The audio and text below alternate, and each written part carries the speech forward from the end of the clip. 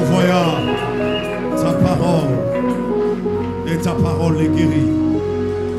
Fais-nous de bien ce matin au nom de Jésus. Amen. Gloire soit rendue à notre Dieu. Que toute la gloire lui soit rendue. Bien-aimés dans le Seigneur, dans la présence de Dieu, ne soyons pas des spectateurs et des observateurs. Plusieurs personnes ratent la main de Dieu, non pas parce que Dieu n'est pas puissant, mais parce qu'ils ne laissent pas Dieu travailler en eux. Plusieurs personnes ne voient pas la main de Dieu, tout simplement parce que lorsqu'ils viennent dans ce lieu, ils viennent par habitude et par religiosité. La religion ne transforme pas, c'est Jésus qui transforme. Il y a un homme de Dieu que je connais. Il a une bénédiction pour l'église du Seigneur, particulièrement à Matadi. Peut-être certains peuvent le connaître, le pasteur Maurice Mouéou. J'ai aimé un de ses témoignages. Il disait lorsqu'il venait à la borne, il n'avait pas suffisamment des habits. Il portait les mêmes vêtements. Généralement, vous voyez les genres des frères où quand vous le voyez à l'église, c'est les mêmes habits tous les jours. Les mêmes chaussures tous les jours. Il a dit même une fois, lorsqu'il priait, vous avez vu la semelle des chaussures, Kabouani entre et Fungo Ami. Il a dit, mais comment je vais faire? Et il n'avait pas assez de chaussures. Il a dit, je viendrai seulement à l'église comme ça. Ma chaussure, mon gars, va souffrir, va réparer. Va cordonnier. Va souffrir. Donc tellement qu'il faut écouter. Mais ses papas n'avaient pas honte de venir à l'église comme ça. Et il a dit aujourd'hui, quand il entre dans sa chambre et qu'il regarde la garde-robe, il regarde les chaussures qu'il a. Il dit, est-ce que c'est toujours la même personne? C'est toujours le même type qui, il y a longtemps, quelques années, n'avait pas de chaussures, n'avait pas des habits. Parce que lorsque tu sèmes dans la présence de Dieu, Dieu décide de s'aimer dans ta vie.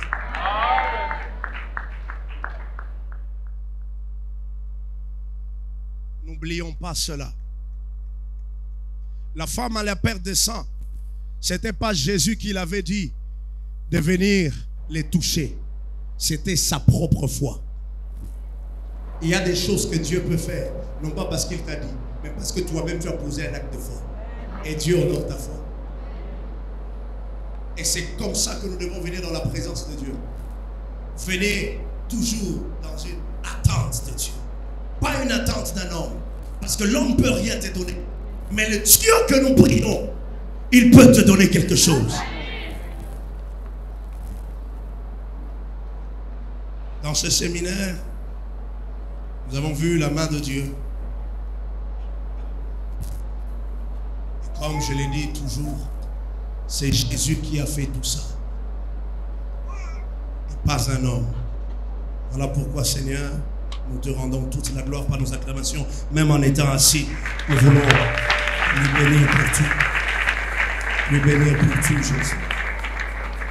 Tu es digne, Seigneur.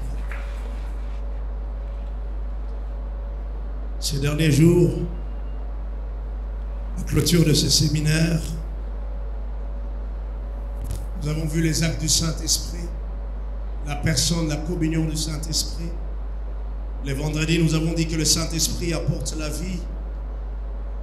Ce matin, le Saint-Esprit apporte le réveil. Dis à ton voisin, le Saint-Esprit apporte le réveil.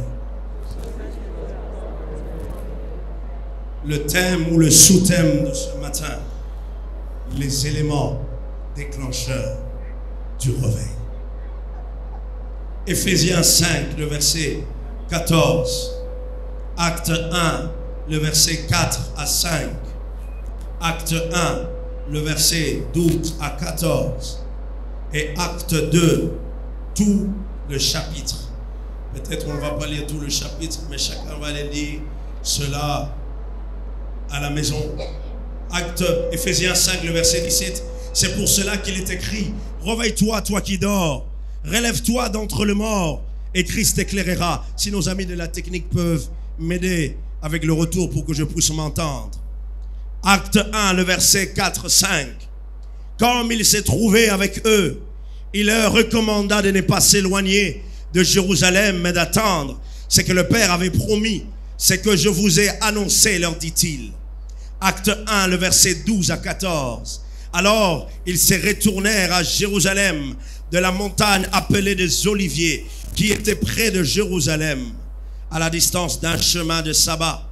Quand ils furent arrivés, ils montèrent dans la chambre haute où ils étaient d'ordinaire. C'était Pierre, Jean, Jacques, André, Philippe, Thomas, Barthélemy, Matthieu, Jacques, fils d'Alphée, Simon les Zélotes et Jude, fils de Jacques, tous d'un commun accord, persévérer dans la prière avec les femmes et Marie, mère de Jésus, et avec le frère de Jésus. Bien-aimés, si le sommeil sur le plan physique est essentiel pour la santé, parce que lorsque nous dormons, le sommeil restaure les forces, renouvelle les systèmes nerveux et permet au corps de se régénérer.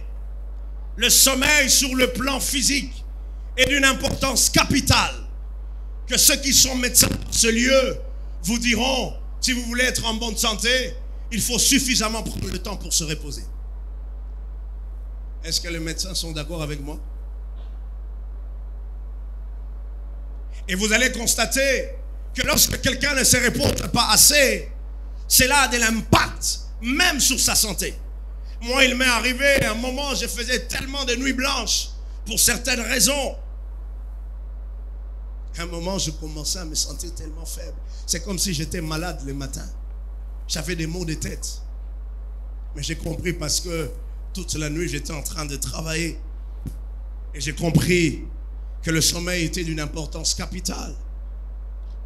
Mais bien aimé, sur le plan spirituel, le sommeil est un grand danger. Quelqu'un m'a compris? Sur le plan spirituel, le sommeil n'est pas bon. Le sommeil est un grand danger. Mais malheureusement, nous assistons à une époque où beaucoup d'enfants de Dieu vivent dans le sommeil spirituel. Beaucoup de familles vivent dans le sommeil spirituel. Beaucoup de personnes aujourd'hui vivent dans le sommeil spirituel.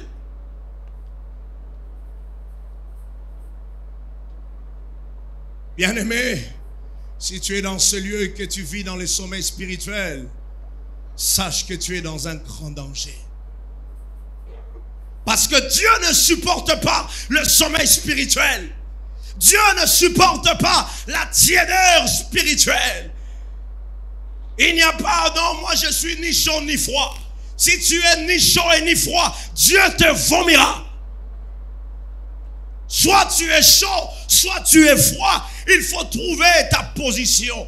Beaucoup d'enfants de Dieu aujourd'hui vivent une vie chrétienne. Un pied en Christ, un autre dans le monde. On ne sait pas distinguer qui est réellement enfant de Dieu. Beaucoup d'enfants de Dieu aujourd'hui ne reflètent pas la vie du Christ.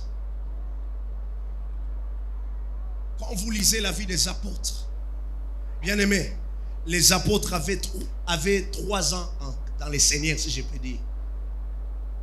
Parce qu'ils ont fait une formation avec Jésus pendant combien? Regardez l'impact qu'ils ont eu dans 3 ans. Il y a des gens qui ont fait 20 ans en Christ, mais ils ne produisent pas des actes d'enfants de Dieu. Il y a des gens qui ont fait plusieurs années, soi-disant dans les Seigneurs, mais quand on regarde leur vie, on a comme l'impression qu'on vient de voir un bébé spirituel.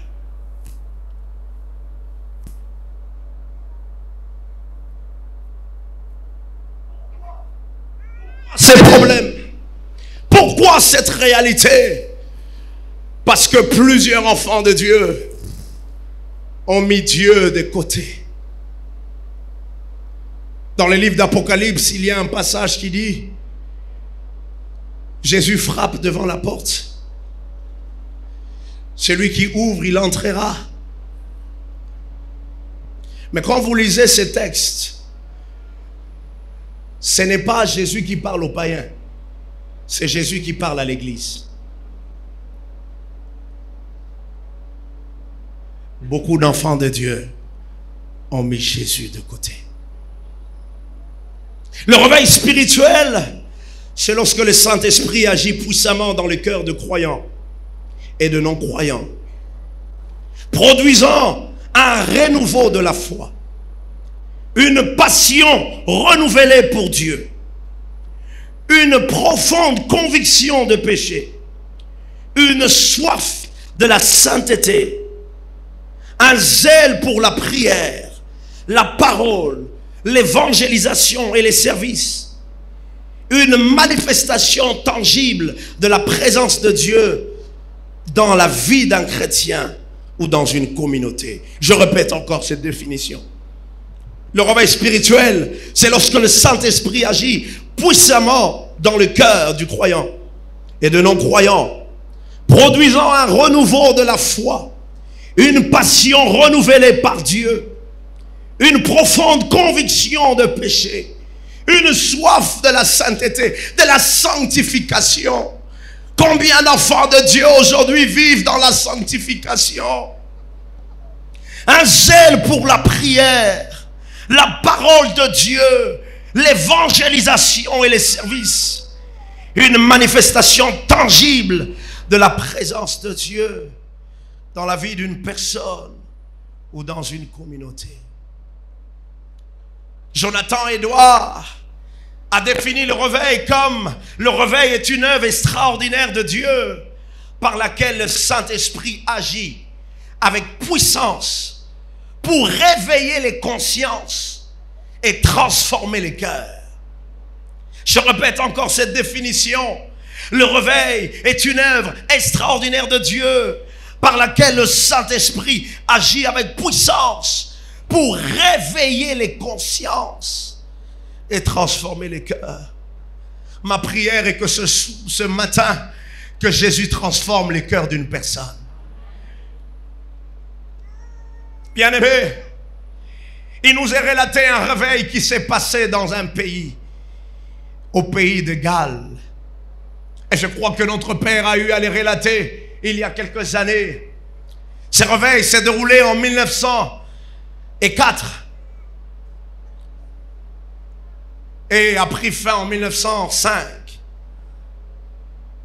Et il est dit que ce réveil au pays de Galles avait apporté un impact profond dans la société.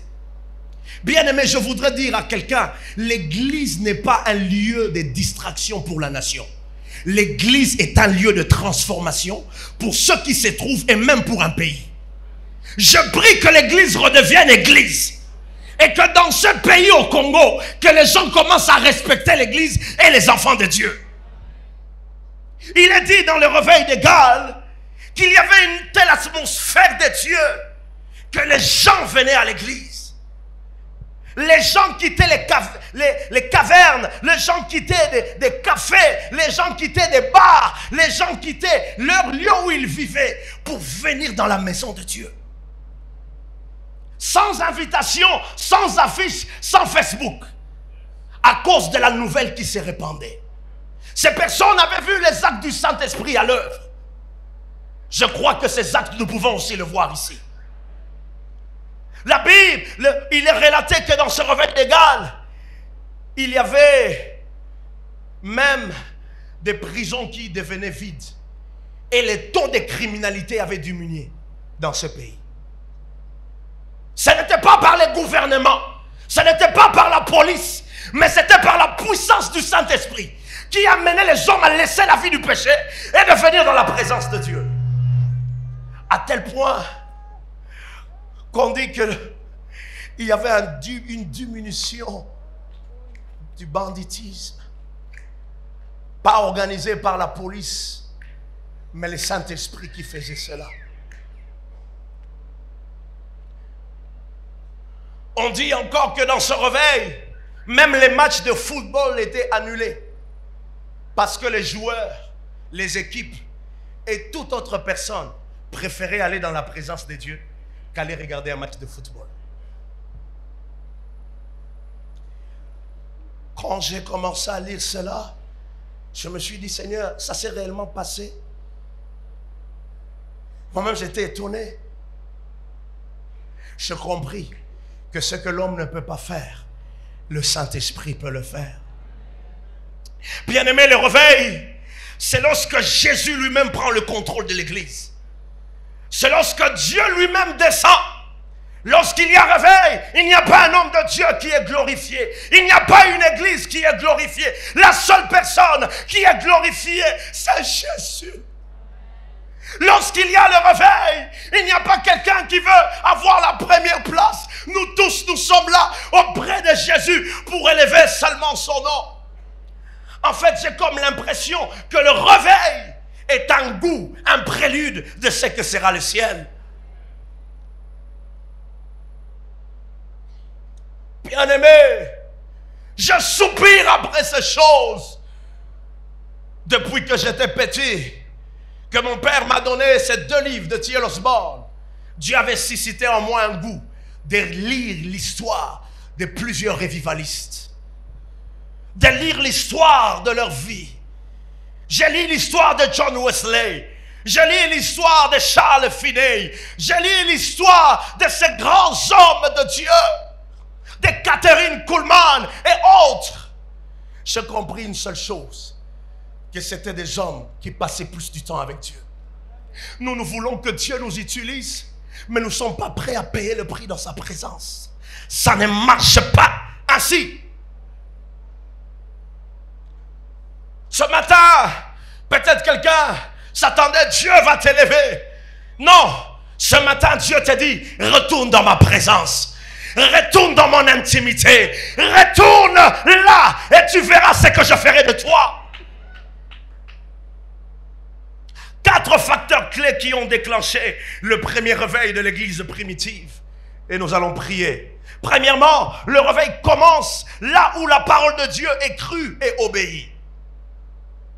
Acte 1, le verset 4 à 5 et Acte 1, le verset 12 à 14. Jésus-Christ a parlé à ses disciples. Jésus-Christ les a dit, ne soyez pas pressés, attendez, restez à Jérusalem. Et dans Acte 1, le verset 12 à 14, la Bible me dit, alors ils retournèrent à Jérusalem. Les disciples ont entendu la parole de Jésus, ils ont cru en cette parole, et ils ont dit, nous allons exécuter la parole. À chaque grand mouvement de Dieu, Dieu envoie sa parole. À chaque fois que Dieu veut commencer quelque chose de grand, Dieu commence par parler. Quand vous lisez le livre de Genèse, on dit qu'il y avait un chaos, un tohu-bohu. Il y avait le chaos sur la terre. Et j'aime, la Bible dit, l'Esprit de Dieu se mouvait au-dessus des eaux. Que l'Esprit de Dieu vienne se mouvoir ce matin au nom de Jésus. Et j'aime, c'est seulement lorsque la Bible dit l'Esprit de Dieu se mouvait que Dieu, le Père, a commencé à parler. Que la lumière soit. Et la lumière fut. Que dans cette atmosphère de la gloire de Dieu, que Dieu envoie sa parole qui va commencer à créer, qui va commencer à changer les choses, qui va commencer à transformer les vies. Les disciples ont obéi à la parole. Les disciples pouvaient s'éparpiller, les disciples pouvaient fuir, mais ils sont restés à Jérusalem, le lieu de l'attente de la promesse. Il y a un lieu de visitation. Si les disciples étaient allés ailleurs, la visitation de Dieu allait les rater.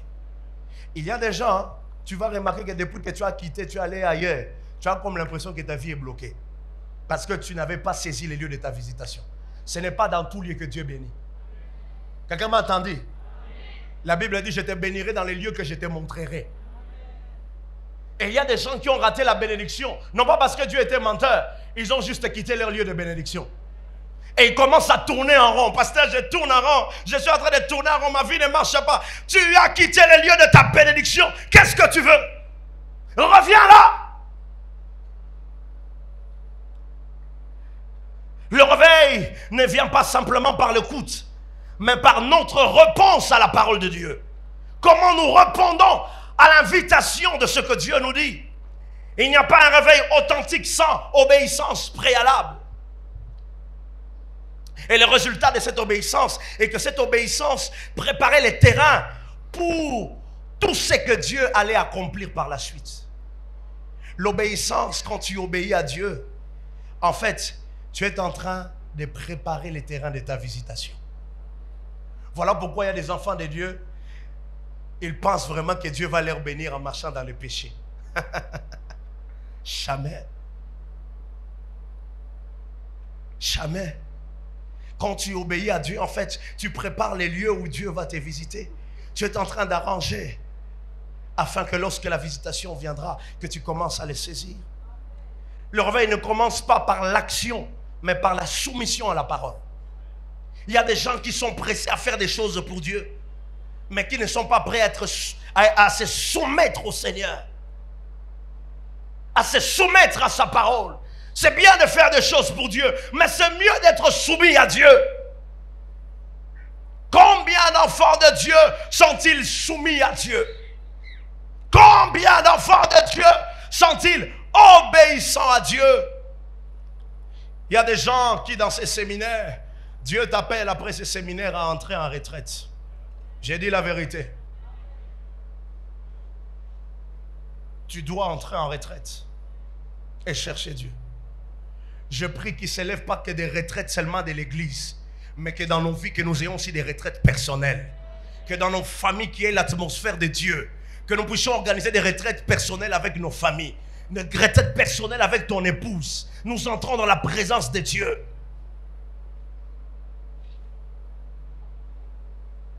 Il y a un homme qui s'appelle William Seymour. Je peux dire que c'est le père du pentecôtiste moderne. Un homme que Dieu a utilisé. Et c'est de ces réveils qui s'est fait à Azusa Street que le pentecôtisme moderne est né. Et même la communauté des assemblées de Dieu. Et un grand mouvement missionnaire a commencé. Cet homme,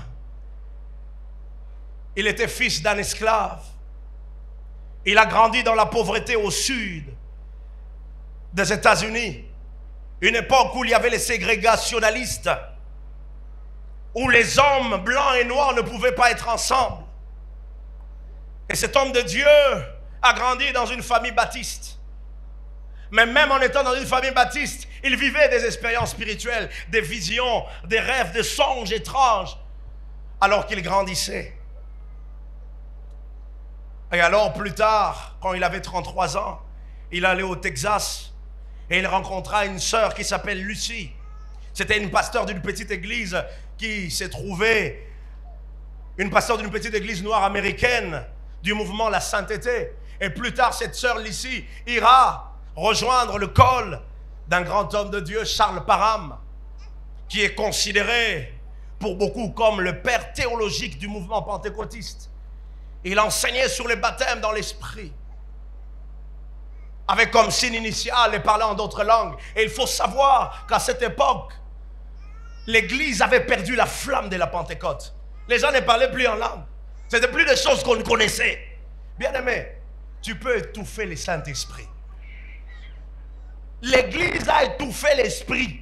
L'église, ce n'était pas une personne, mais c'était l'église. Les choses de l'esprit, l'église n'aimait plus cela. Si les amis de la technique peuvent m'aider avec les micros, s'il vous plaît. Les choses de l'esprit, l'église n'aimait plus cela. L'église ne désirait plus ces choses.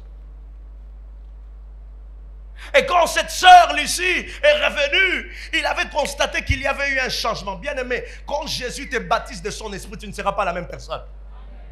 William Seymour a dit, j'ai constaté que la sœur Lucie, il y a des choses qui ont changé en elle. Et cet homme a dit, moi aussi je désire ça. Et il est allé rejoindre cette école. Mais vu qu'il y avait les ségrégationalistes, cet homme ne pouvait pas assister dans la salle. Il devait assister dehors. Où sont ces disciples qui ont soif de la parole de Dieu? Je pense que ces mots pouvaient dire,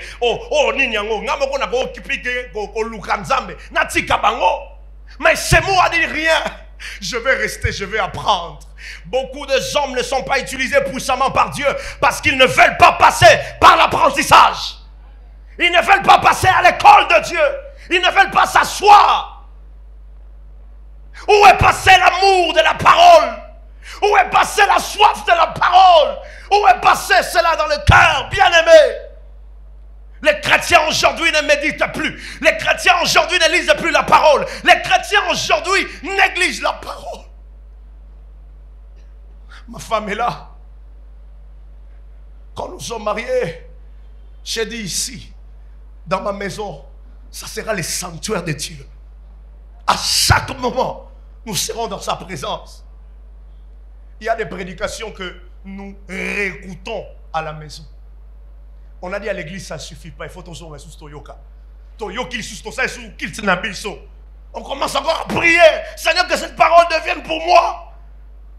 La soif de la parole a disparu dans le cœur de beaucoup. Les gens n'aiment plus la parole. Pas une fausse parole, mais la parole de Dieu qui ramène les cœurs vers Dieu.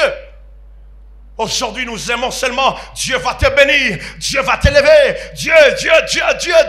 Dieu ne t'élèvera pas si tu ne comprends pas ses principes.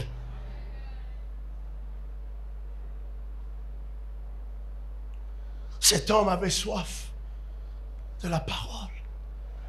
Il allait, il était assis et il apprenait.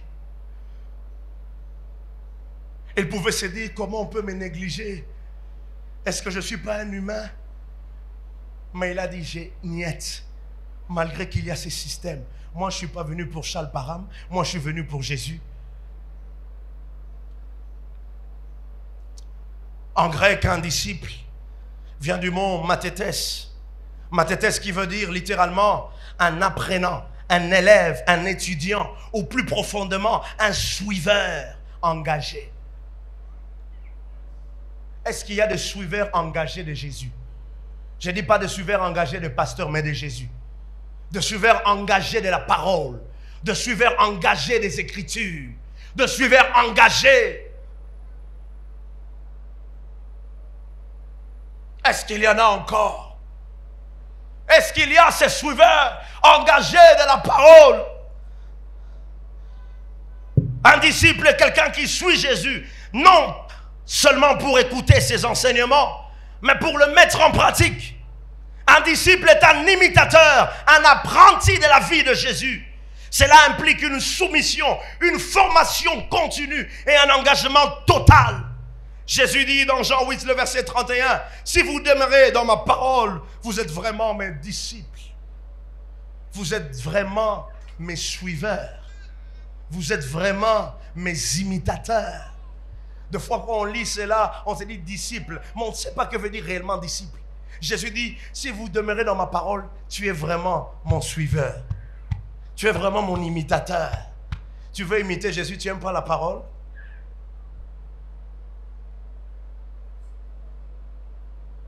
Le réveil, deuxièmement, est déclenché par l'unité de l'Église.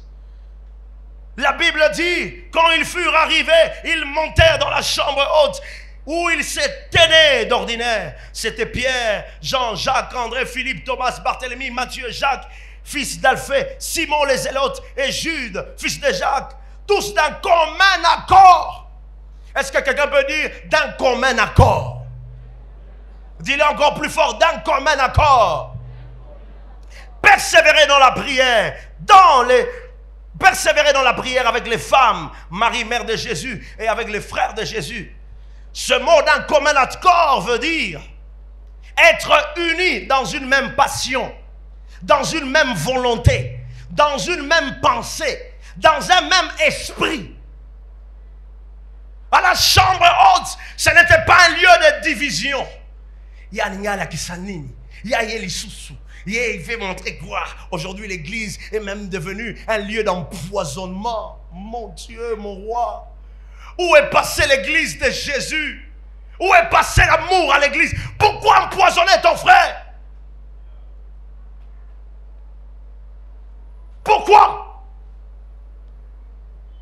Il y a des gens à l'église ici, ils ne se parlent pas. Je vous dis la vérité. Quand ils se voient, ils ne veulent même pas voir l'autre. des gens à l'église ici qui ne veulent même pas voir tel frère. Mais bien aimés, nous sommes des humains. Là où il y a des humains, il y aura toujours des problèmes. Mais ce n'est pas parce qu'il y a un problème qu'on ne peut pas être unis. Les disciples et tous n'étaient pas de la même tribu. Les disciples et tous ne venaient pas de la même famille. Ils venaient de familles différentes, des tribus différentes. Mais ils étaient à la chambre haute, tous unis. Tous ensemble. Dieu ne fait pas de fois descendre son feu parce qu'il voit encore la division dans l'église. Il voit encore la séparation. Quand on dit prier, il y a des gens qui ne prient pas. Quand on dit, mais je ne comprends pas.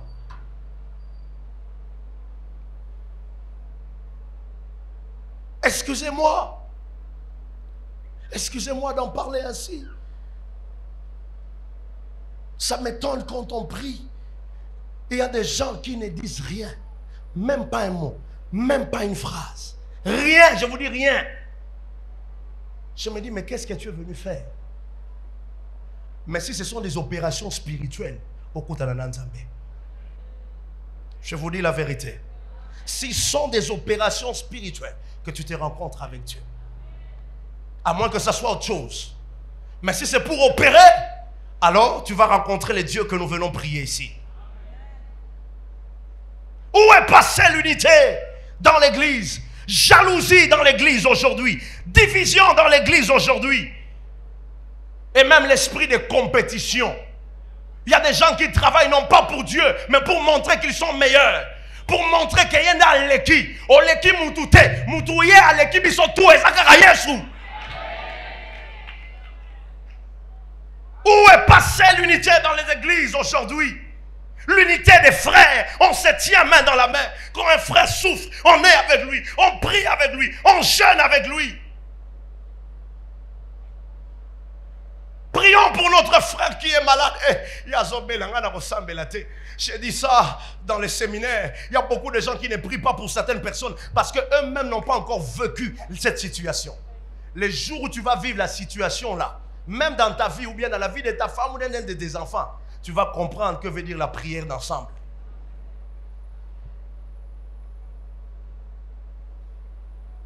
Où est passée l'unité dans l'église aujourd'hui? L'église n'est pas un lieu de compétition. L'église n'est pas un lieu de division. L'église n'est pas un lieu de tribalisme. Ça m'étonne dans certaines églises où on met plus de gens de telle tribu par rapport à d'autres. Jésus-Christ n'a pas sauvé ta tribu. Jésus-Christ a sauvé les nations. Jésus-Christ n'est pas Moulouba, il n'est pas Moukongo, il n'est pas Mouswahili. Il est Dieu. Et nous tous, nous adorons le seul et le vrai Dieu. Que l'unité revienne à l'église. Que l'amour revienne à l'église. Pas l'amour hypocrite. Pas l'amour faux. Pas cet amour où tu fais sourire quelqu'un, mais en même moment, tu désires le détruire. Pas cet amour. Et nous sommes là, nous voulons les réveils. Nous sommes là, nous voulons la flamme que les apôtres ont vécue. La Bible dit qu'ils avaient tous une même pensée. C'est-à-dire, dès que tu as si j'ai des prières, ils ont moko. Donc, on semble là pour un problème, pour un combat. Parce que pour un combat, un problème. Mais là, Nzambe koki sakaka promesse na yo.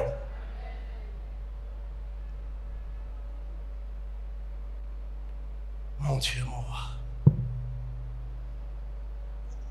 Jean 17, 21. Afin que tous soient un. Comme toi, Père, tu es en moi. Et comme je suis en toi. Afin qu'eux aussi soient un en nous. Pour que le monde croie que tu m'as envoyé. Quand je lis ces textes, je comprends que à cause de l'unité des enfants de Dieu, le monde peut croire que réellement Jésus a été envoyé par son Père. Voyez-vous aujourd'hui pourquoi même il y a certains païens qui n'aiment même plus venir à la maison de Dieu? Parce que nous ne sommes pas un. Ça me fait mal quand j'entre sur TikTok, sur Facebook. On peut parler des choses de Dieu avec légèreté. Des hommes de Dieu avec légèreté. Il y a des pays de l'Afrique où on respecte les hommes de Dieu. Où l'on respecte les églises. Au Congo, les églises sont devenues des lieux d'aventure, des blagues. On peut même commencer à faire des théâtres. Moi, j'aime pas des théâtres où on blague avec l'église et tout ça. Je ne regarde pas ça. Je vous dis la vérité. Parce que je vois comme si on est en train d'insulter l'épouse de Christ. Mais il y a des chrétiens qui regardent ça. C'est qui peut. Non! Que le respect de l'église revienne dans cette nation. Que le respect de l'église revienne dans cette nation. Et que les gens apprennent à respecter Dieu. Mais comment ils vont respecter Dieu? Mais sans nous regardant. Sans regardant la vie des chrétiens. Il y a des chrétiens ici, il est seulement chrétien dimanche ici. À l'entreprise, tu deviens païen. À l'entreprise, tu falsifies les factures. À l'entreprise, tu commences à faire des choses. Les gens même ne te reconnaissent pas. On se dit, pagano, moi, quand je faisais la missiologie, j'ai rencontré des pasteurs tricheurs.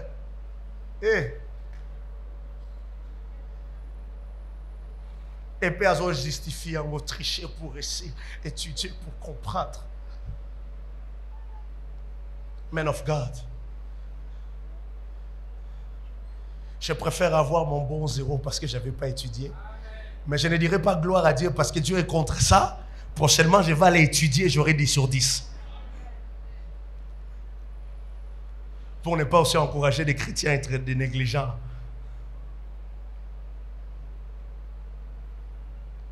Combien? Il y a des gens ici, si Dieu nous montrait comment ils ont obtenu leur diplôme au grand.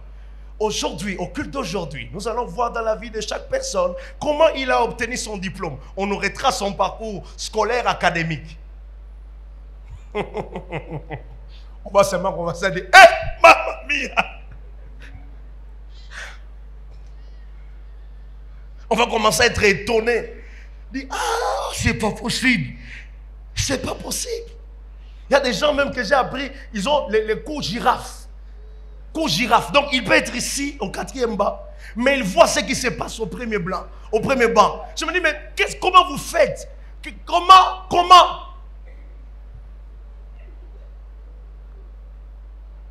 Moi, je me rappelle le jour des examens d'État.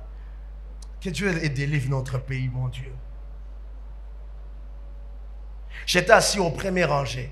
J'ai dit, je vais m'asseoir là. Les surveillants commençaient à passer dans des rangées pour commencer à demander l'argent à certains élèves pour leur laisser à étudier, à tricher.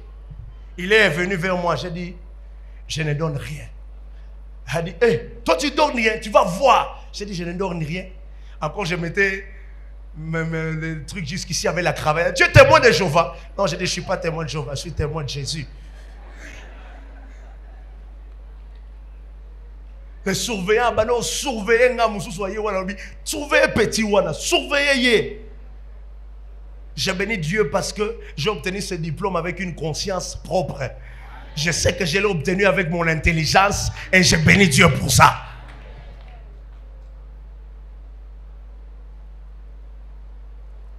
Mais il y a des gens, si on met l'écran, c'est terrible. Troisièmement, rapidement, avant que nous puissions prier, parce que nous devons prendre plus de temps à la prière, le réveil est déclenché par la prière persévérante. Tout grand réveil naît par une prière persévérante. Il n'existe pas de réveil sans prière. La Bible dit dans Acte 1, le verset 14, tous d'un commun accord, persévérer dans la prière avec les femmes et Marie, mère de Jésus, et avec les frères de Jésus. Persévérer veut dire s'attacher fermement à quelque chose ou à quelqu'un. S'y consacrer avec constance et fidélité. Je répète encore, persévérer veut dire s'attacher fermement à quelque chose ou à quelqu'un. S'y consacrer avec constance et fidélité. Persévérer signifie poursuivre sans relâche un objectif jusqu'à ce qu'on l'atteint. Persévérer veut dire poursuivre un objectif sans relâche jusqu'à ce qu'on l'atteint. Persévérer signifie aussi surmonter les difficultés ou l'opposition qui compromettent le succès final. Il y aura de la difficulté, il y aura des épreuves, Mais malgré les épreuves, je persévérais, je persévère. Persévérer veut dire, persévérer dans la prière veut dire, c'est prier sans relâche. Quelles que soient les oppositions, les difficultés, c'est prier jusqu'à l'exaucement. Combien d'enfants de Dieu persévèrent dans la prière? Combien d'enfants de Dieu, bien-aimés? Combien d'enfants de Dieu cherchent Dieu dans la prière? Une prière constante. Je l'ai dit au séminaire, nulle part Jésus avait dit à ses disciples, allez prier pendant 10 jours. Nulle part. Nulle part c'est écrit. Et nulle part Jésus les avait dit, allez prier. Mais les disciples étaient conscients qu'ils devaient prier. Et ils ont prié jusqu'à l'exaucement. Donc c'est-à-dire, si le Saint-Esprit était descendu après 20 jours, ils allaient être en prière pendant 20 jours.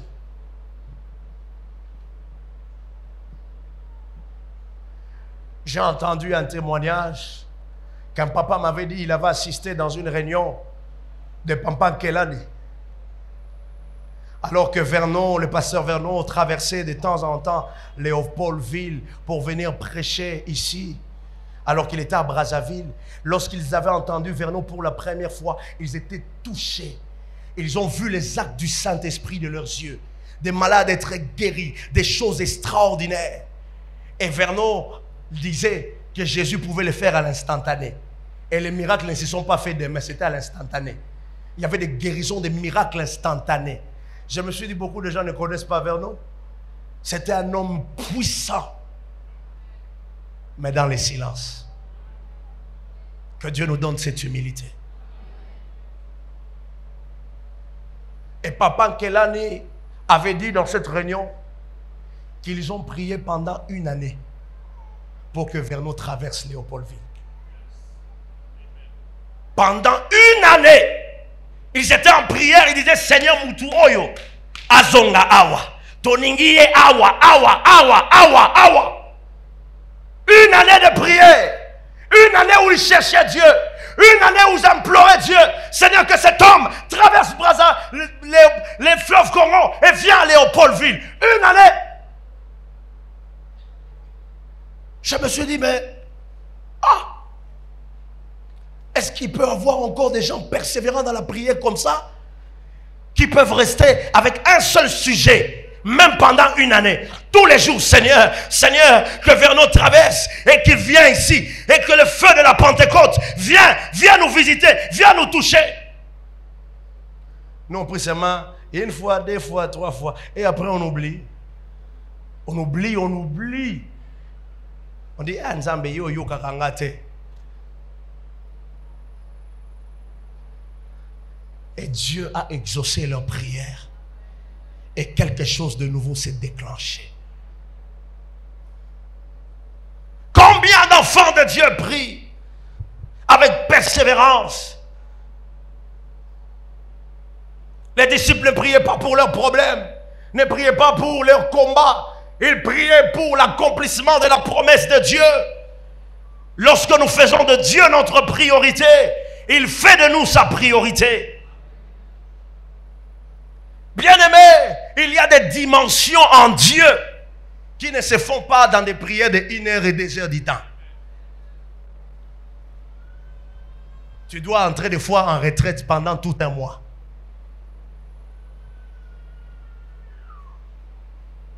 C'est anormal qu'un enfant de Dieu fasse 1 année sans gêner pendant même 1 jour.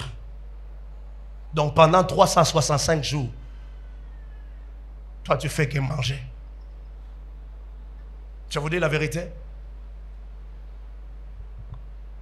On ne gêne pas par compétition. On jeûne pour se priver afin de passer plus de temps avec Dieu. C'est anormal. C'est anormal, je vous dis.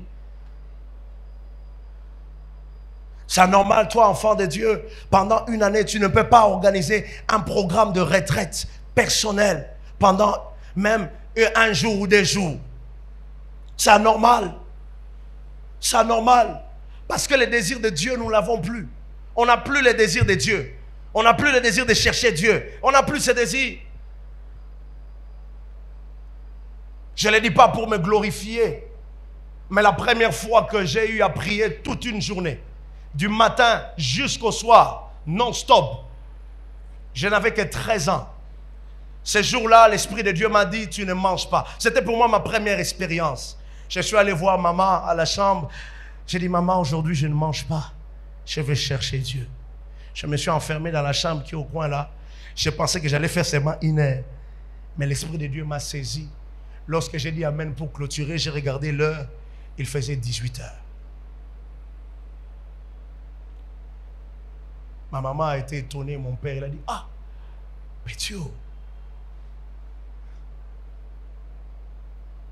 Et Dieu m'a maintenu dans cette vie. Et je resterai dans cette vie. Que la flamme de la prière commence à monter dans nos familles. C'est anormal dans les familles chrétiennes, il n'y a pas de culte familial. C'est anormal, il y a des couples qui ne prient même pas ensemble pendant toute une année.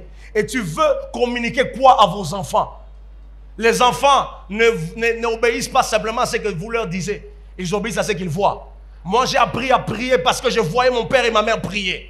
J'ai appris à prier avec mon épouse parce que je voyais chaque jour, à partir de 5 heures du matin, papa se lève et maman en train de prier, parler à Dieu. J'étais là, je passe, j'écoute leur prière. Ils prient pour nous, ils prient pour tous leurs enfants. Ils nous bénissent. Et quand j'ai vu ça, j'ai dit, c'est ça aussi que nous allons faire ici. Nous allons prier. Anormal, bien-aimé. Des familles chrétiennes qui ne prient pas, qui ne méditent pas, où Dieu n'a pas sa place. Que Jésus rentre dans nos familles. Que Jésus rentre dans nos familles.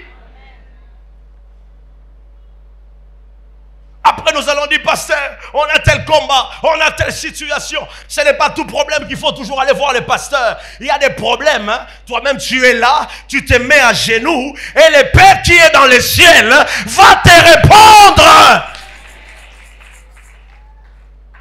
Les hommes de Dieu ne travaillent pas pour que vous puissiez dépendre de eux. Non, ils travaillent pour que vous puissiez dépendre du Saint-Esprit. Nous ne voulons pas des chrétiens qui deviennent des bébés spirituels. À chaque moment, pasteur, pasteur, pasteur, pasteur. À chaque moment, invoque Jésus, invoque Jésus, invoque Jésus, invoque Jésus, invoque Jésus, invoque Jésus. Que la prière revienne. Nous ne prions pas, bien-aimés. Les vendredis, quand on est ici dans nos programmes de prière, combien de gens viennent? Mais j'ai vu à chaque fois qu'on a séminaire, l'église est remplie. Mais je me demande comment est-ce que les mercredis et les vendredis, l'église ne se remplit pas. Ne sois pas un chrétien événementiel. Ne sois pas un chrétien événementiel. Ne sois pas un chrétien événementiel. Sois un chrétien de tous les jours.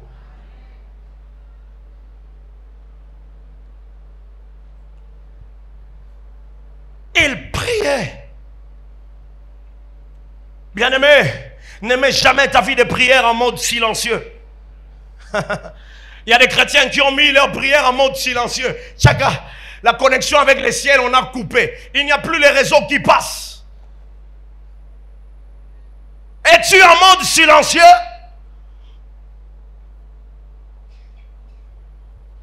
Ou bien tu pries?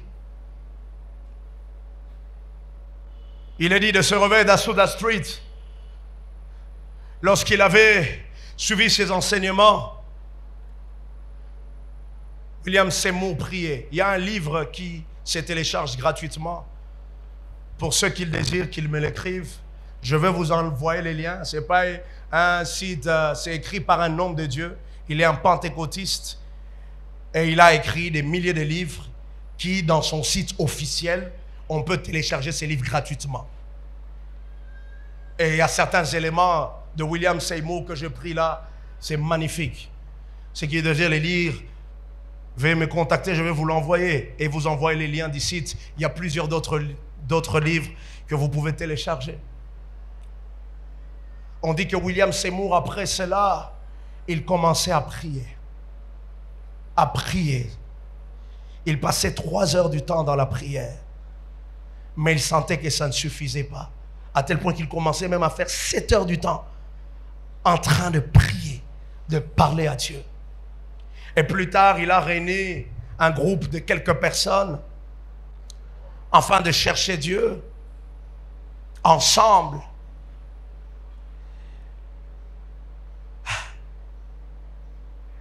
Et qu'est-ce qui se passe? Ils ont décidé d'organiser une journée, prendre 10 jours de jeûne et de prière afin que la promesse puisse s'accomplir dans leur vie.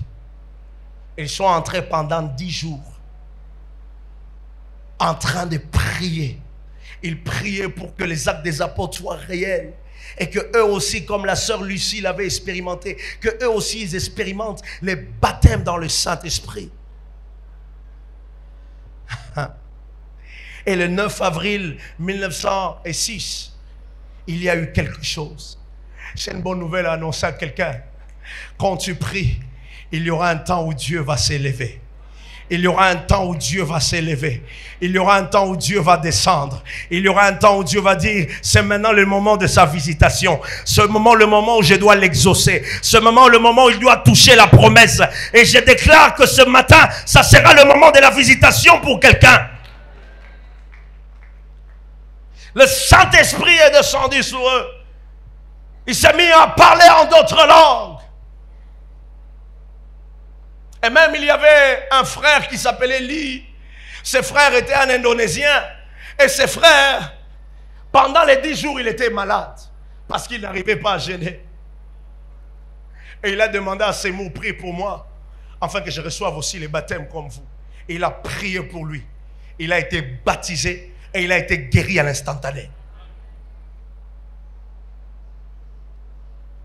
Les bruits commençaient à se faire entendre. Que là, dans cette maison, il y a quelque chose qui se passe. Il y a quelque chose qui commence. Il y a quelque chose que Dieu est en train de faire.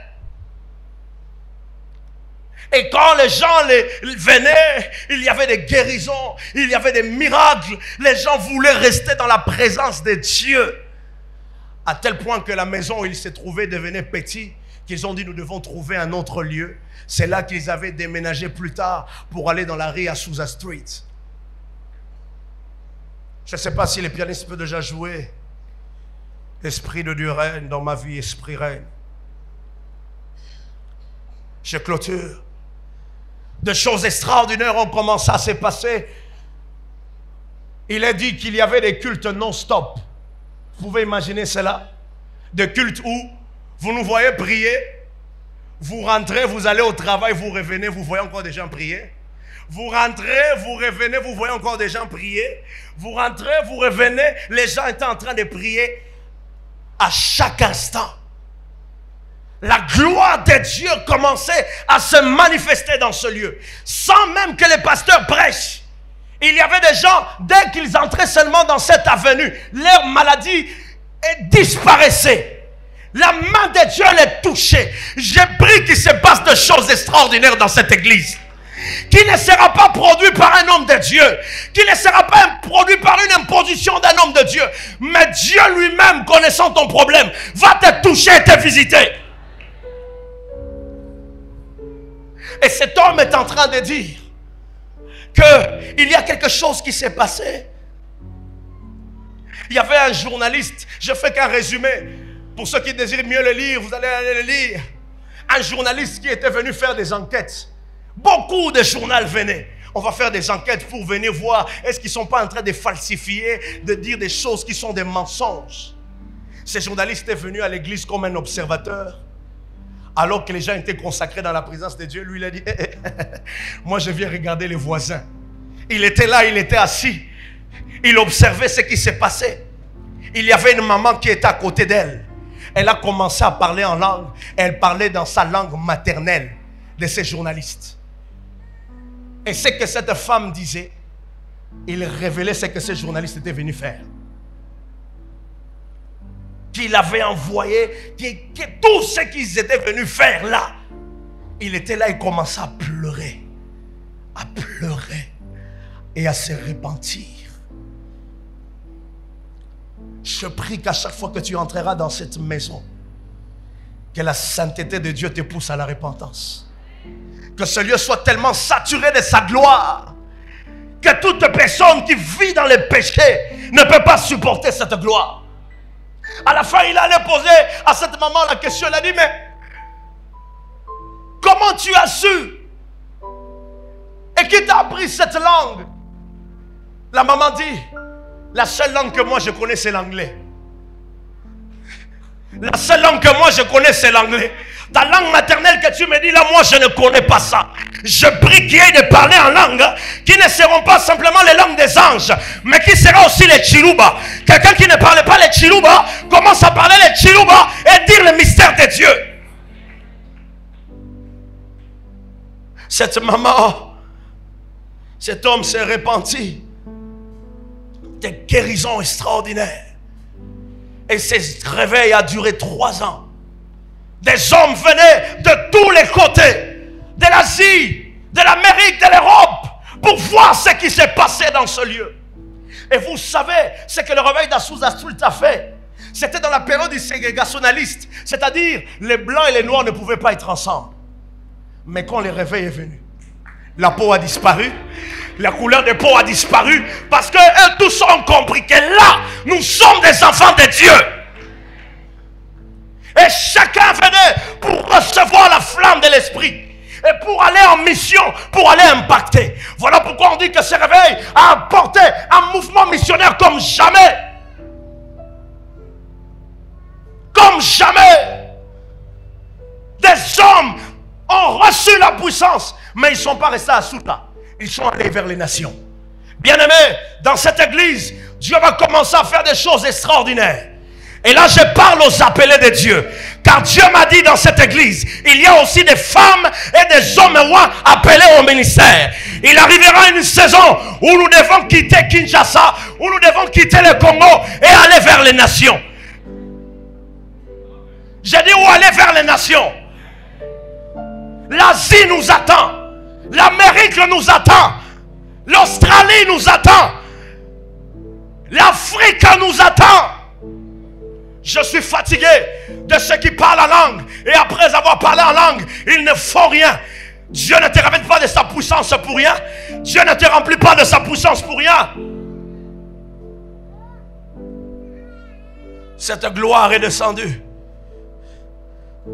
Je donne rapidement les caractéristiques du réveil et nous clôturons. Premièrement, les caractéristiques d'un réveil authentique. 1. La présence manifeste du Saint-Esprit. Et là nous voyons des guérisons, des miracles et autre chose, des baptêmes dans l'esprit. Deuxièmement, la prédication centrée sur Christ. Quand le réveil vient, on ne prêche pas un homme de Dieu, on prêche Jésus. La conversion des âmes massives. Où l'homme de Dieu ne force plus. Dieu lui-même commence à convaincre du péché et du jugement. Quatrièmement, la transformation morale et sociale. Le réveil de l'église peut impacter Kinshasa. Je disais peut impacter Kinshasa. Peut impacter le Congo. Et que l'on sache que Dieu est Dieu. Cinquièmement, le retour à la prière, à la parole, à la sanctification. Et sixièmement, l'unité de l'église. Bien-aimé, le Seigneur m'a dit 2 choses que je désire annoncer à l'église. Le Seigneur m'a parlé qu'il va honorer la fidélité de plusieurs. Et j'ai vu 40 personnes. Il m'a dit, il va changer la situation sociale de plusieurs. Et même j'ai vu certains dans cette église qui vont occuper des sphères très élevées dans la société.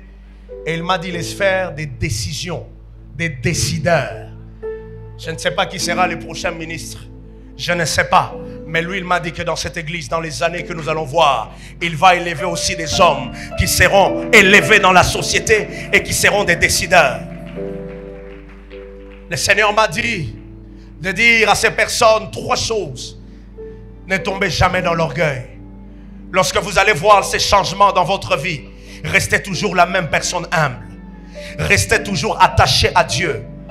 Et troisièmement, il m'a dit, restez fidèle à votre assemblée. Le Seigneur m'a dit, deuxièmement, qu'il veut commencer quelque chose de nouveau à l'Arche Lemba. Un vent nouveau de l'Esprit veut souffler et qui va changer les choses. J'ai vu dans cette église, je ne voyais pas les temples, mais je voyais comme une forêt remplie des arbres, de fleurs. Et tout autour de l'église, c'était les déserts. J'ai posé à l'Esprit de Dieu, mais pourquoi ces déserts tout autour de l'église? Il m'a dit, les déserts que tu vois, c'est l'état spirituel de ces quartiers. Il a dit, c'est l'état spirituel de ces quartiers. Et j'ai vu une lumière qui descendait sur ces fleurs. Et ces fleurs étaient devenues comme des fleurs rampantes. Ça commençait à quitter, ça entrait au désert et commençait à aller influencer tout autour. Influencer tout autour. Influencer tout autour. Et ça commençait à aller plus loin. Ça commençait à aller plus loin. Ça commençait à aller plus loin. Et il m'a dit, appelle les intercesseurs à prier pour que ce feu descende. Pour que cette gloire descende. Les intercesseurs, où êtes-vous? Les intercesseurs, où êtes-vous? Les intercesseurs. Marege Shayata. Les pariabos c'était. Likete la main et les brassi. Les taliabos Shayate. Les parababababababash. Une forte gloire veut commencer dans cette église. Aïe, aïe, aïe. Une forte gloire veut commencer. Une nouvelle saison veut commencer. Une nouvelle saison veut commencer. Une nouvelle saison veut commencer. Laissez l'Esprit de Dieu agir. Laissez l'Esprit de Dieu agir. Laissez l'Esprit de Dieu agir. Hey, Shayabos.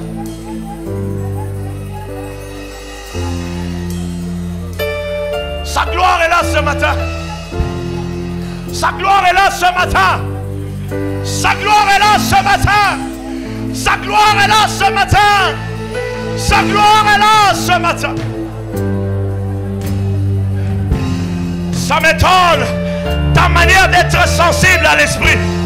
Dans de tels moments, il faut être sensible à l'Esprit.